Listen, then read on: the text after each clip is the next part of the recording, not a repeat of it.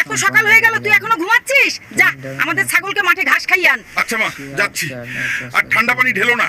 উফ, এই ছাগলটার জন্য মা আমার শীতের সকালের ঘুমটাও হারাম করে দিল। আমার সব সুখ গেল রে।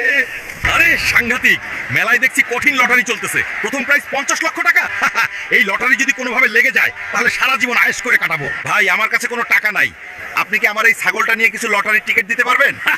তা তো কোনো সমস্যাই না, এই নিন এক বান্ডিল লটারি। এতগুলা লটারি টিকিট একটা হলেও কপালে লাগবে, তারপর আমার জীবনে শুধু সুখ আর সুখ আসবে।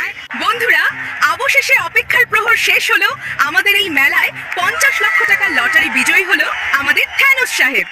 হায় রে, লটারি পাওয়ার লোভে এখন ছাগলটাও গেল। মা যদি এটা জানতে পারে তাহলে এই শীতে আর ঘরে জায়গা দিবে না। এখন কিছু একটা বুদ্ধি বের করে মাকে 9-6 বুঝিয়ে বলতে হবে।